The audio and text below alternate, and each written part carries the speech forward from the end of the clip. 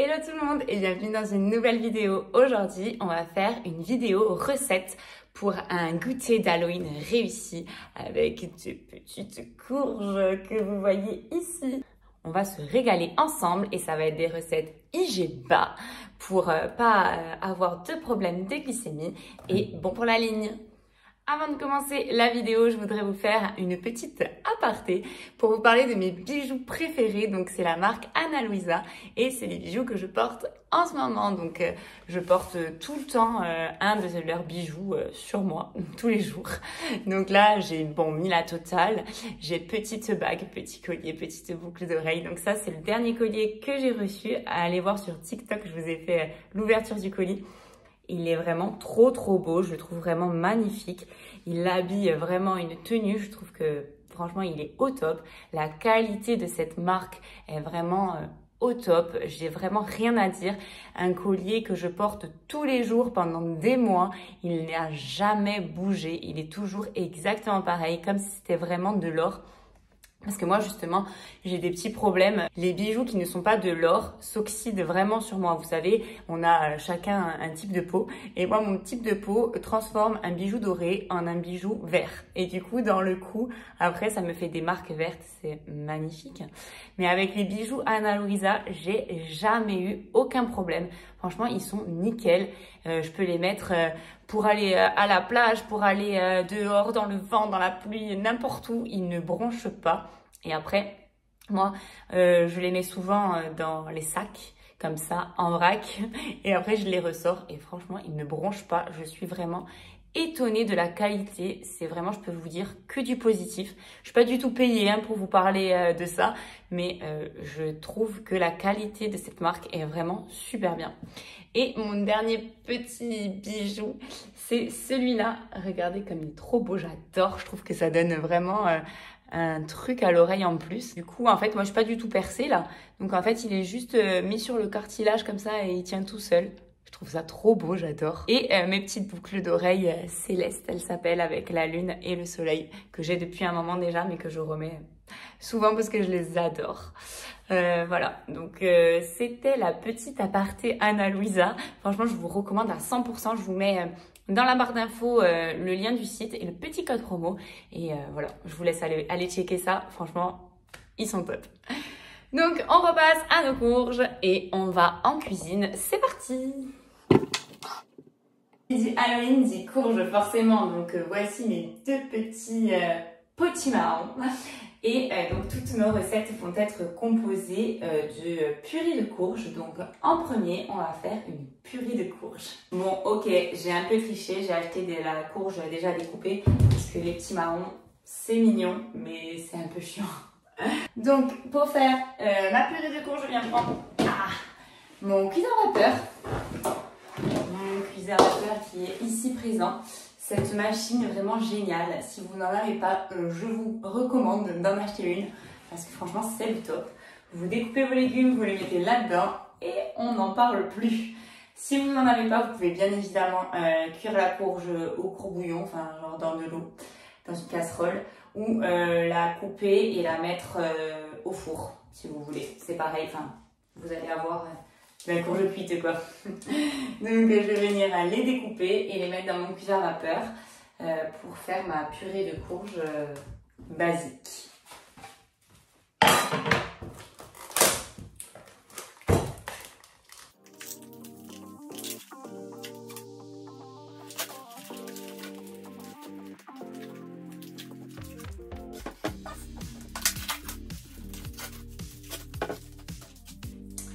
Quand on travaille avec de la courge, l'étape la plus compliquée est de couper la courge sans se couper les doigts. On va essayer. J'ai quand même un méga couteau pour pas avoir de problème.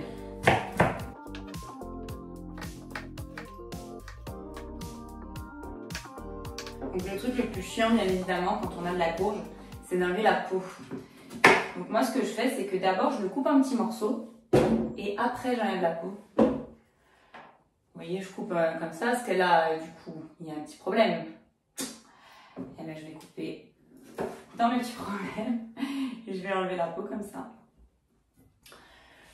Je vous conseille vraiment d'investir dans des couteaux qui coupent vraiment bien parce que quand on travaille avec ce genre de aliments, c'est très compliqué si on n'a pas des bons couteaux. Donc moi, tous mes couteaux et même cette machine, je les prends sur Leclerc. Vous savez, vous avez des points.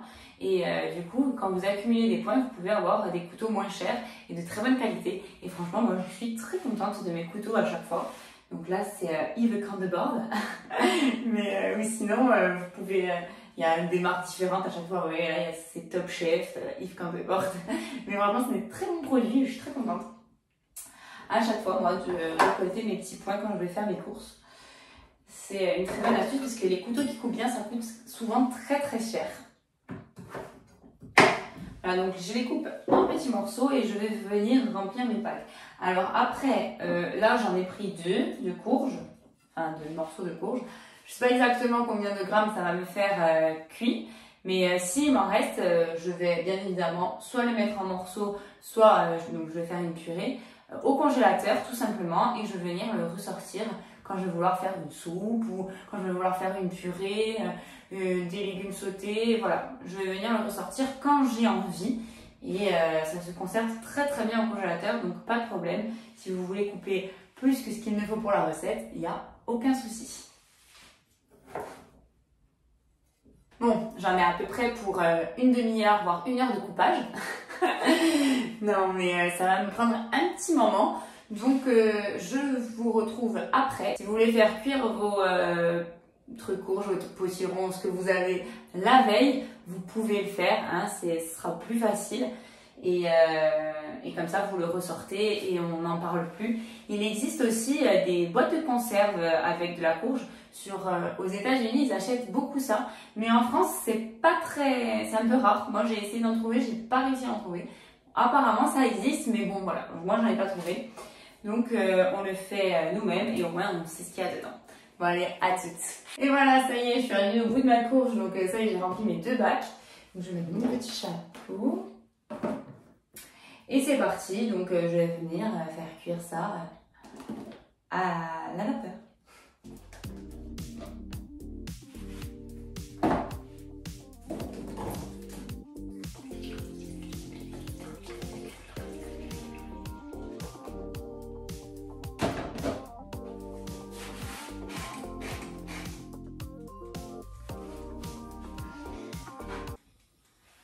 Allez, on laisse cuire, on se retrouve après.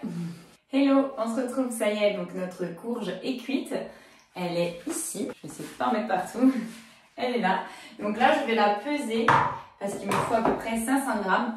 Ah oui, donc notre recette, c'est un Pimki bread. Donc c'est un cake qu'on va venir déguster pour notre goûter. Et donc du coup, ma courge est ici. Je vais venir la peser. Il me faut à peu près 500 grammes.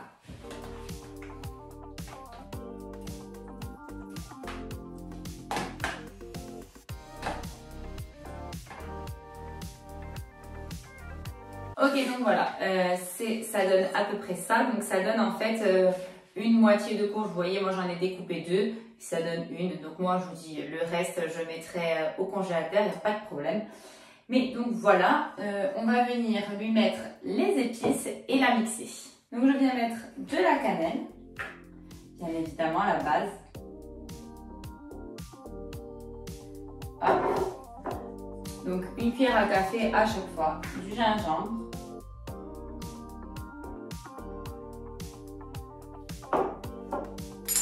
Et de la muscade.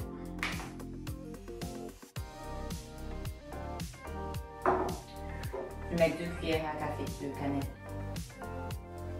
Parce que la cannelle, c'est quand même la vie.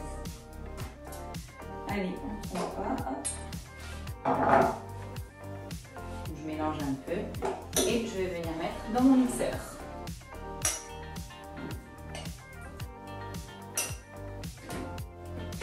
Attention les oreilles.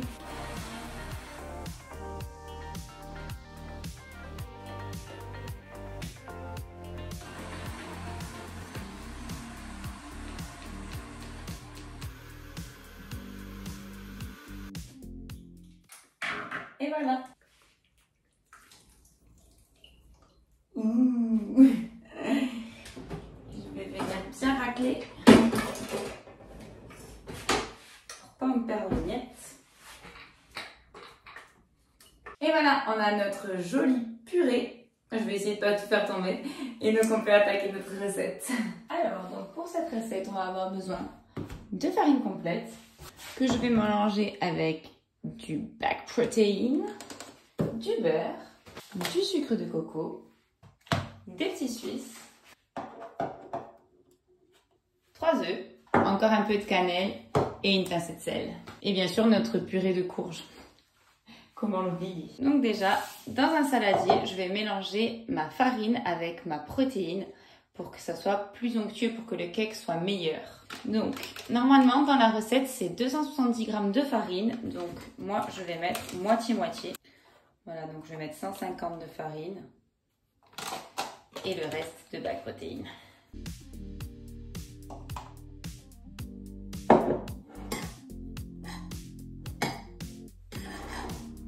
Et donc ça, hop, je réserve avec la purée là. Donc là, j'ai choisi de mettre du beurre demi-sel, donc du coup, ça sera pas la peine de mettre du vrai sel. Comme ça, c'est meilleur. Il faut donc 150 g de beurre.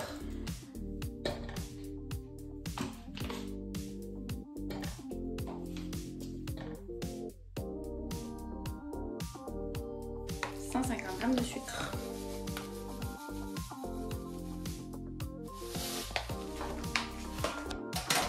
Et je viens mélanger au batteur. Je viens mettre mes 3 œufs.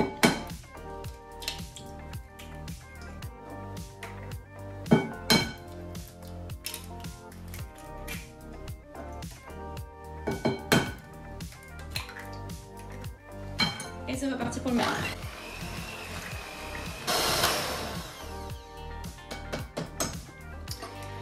Une fois que c'est bien mélangé, je viens ajouter mes petits suisses à ma purée de courge. 3 petits suisses là-dedans. Ah, la cata. Les petits suisses, c'est bon, mais c'est pas pratique. Et je viens mélanger.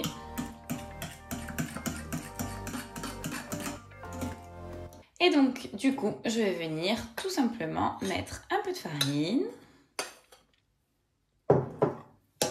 mélanger, et un peu de purée de courge.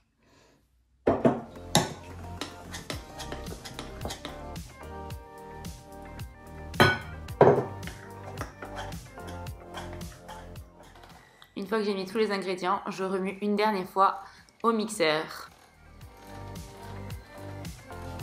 Et voilà, quand tout est bien mélangé, je rajoute un peu de cannelle, parce que plus il y en a, meilleur c'est. Et je remélange bien le tout. Maintenant, je prends mon plat et je viens le beurrer et le fariner.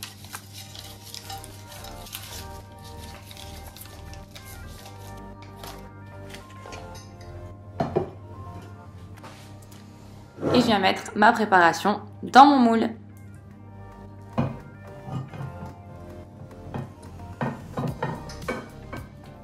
Je mets bien la pâte partout pour que ça soit bien homogène à la cuisson. Et voilà! Et ensuite, je viens enfourner 45 minutes à 180 degrés. Et voilà la bête. Il a doublé de volume. Il est vraiment très très beau. Donc maintenant, on va le laisser refroidir. Et après, on le démoulera et on le dégustera. Alors, on passe au latte. C'est parti. Donc, il va nous falloir le reste de notre courge qui est cuite. Du lait. Du lait. Donc, moi, j'ai choisi du lait de soja léger parce que c'est le meilleur au niveau des valeurs nutritionnelles. Il contient que 33 calories et il a 2,1 g de protéines pour 2,6 g de glucides. Donc, moi, je le trouve top. Et des épices. Donc là, j'ai choisi de prendre des épices entières pour faire infuser dans le lait.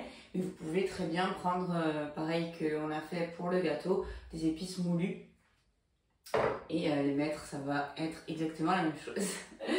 Donc j'ai mixé un peu de courge et pour avoir vraiment une purée. Hein.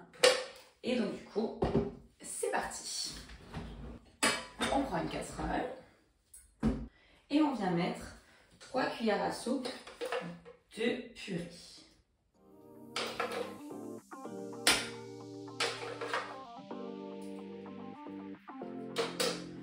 Le reste, on le garde pour la soupe, il n'y a pas de souci. Les soupes de courge, c'est vraiment trop bon avec du lait de coco. On se régale. Et je viens mettre donc 500 g de lait. Donc je vais venir le peser.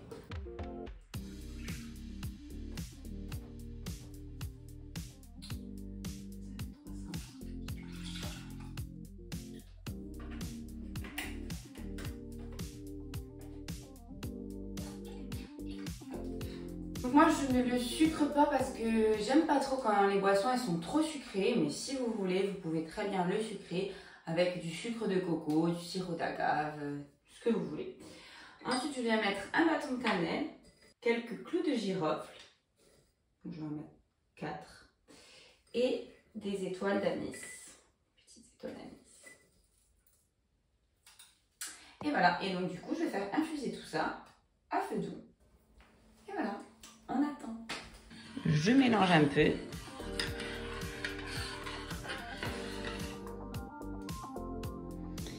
Et j'attends que ça infuse. Quand ça commence à bouillir tout doucement, on laisse 5 minutes et on coupe. Donc là, vous voyez, ça frémit un peu. Ça ne bout pas des masses. Pour que les épices infusent bien. Alors voilà, notre mixture est prête. Donc maintenant, on va faire un latte. Donc on va venir mettre du café. Donc on va vraiment... En attendant, on va venir enlever les épices de notre latte. Donc hop, on passe au chinois.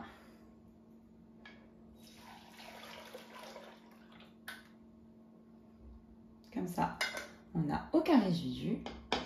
On va le monter parce que c'est meilleur.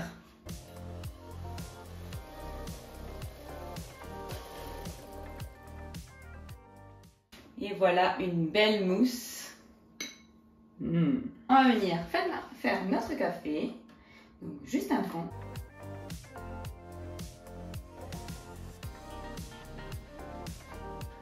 On ajoute notre lait.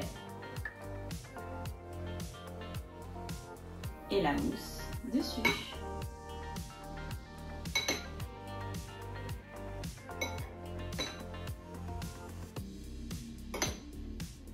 Et voilà pour notre pumpkin latte. Pour que ça soit encore meilleur. Hop.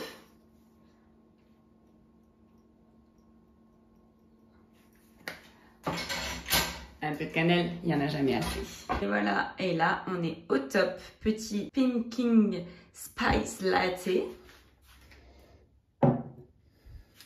Avec notre gâteau. Allez, on découpe. Et pour plus de gourmandise, un peu de peanut butter, celui de la marque Foodspring, il est super bon. Hop là. Je viens saupoudrer un peu de cannelle parce qu'on n'en a jamais assez. Et voilà pour mon goûter. Donc je viens me mettre dans mon salon, sur ma table basse. J'ai allumé ma petite cheminée. Je viens allumer une bougie Yankee Candle à l'odeur automnale. Celle-là, c'est odeur pain d'épices. J'adore cette bougie. Je trouve qu'elle sent vraiment trop bon. Je viens me mettre un petit film d'horreur pour me mettre dans l'ambiance Halloween.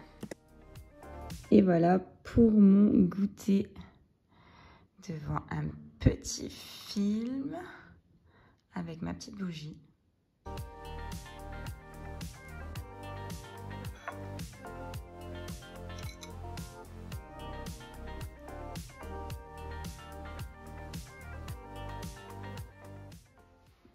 Franchement, je me suis régalée. Il est vraiment trop bon ce gâteau. Il est bien moelleux. Et en plus, il est IG bas. Pas de problème de pic de glycémie à cause de lui. Il est protéiné. Franchement, il a tout bon. Avec du beurre de cacahuète, c'est encore plus gourmand. C'est vraiment trop bon. Et cette boisson, je pense que je vais la boire tout l'hiver. Elle est vraiment trop bonne. Je vous la conseille à 1000%. Avec la mousse onctueuse. Moi, j'adore les lattés comme ça. Je trouve ça trop bon. Devant un film d'horreur pour Halloween, pour les grands et les petits, c'est le meilleur goûter qui soit. J'espère que cette petite recette de goûter pour Halloween ou pour l'automne vous aura plu. En tout cas, moi, je me régale. Petite bougie, petite cheminée. On est tellement bien. Je vous fais des gros bisous et je vous dis à bientôt dans une prochaine vidéo. Ciao, ciao!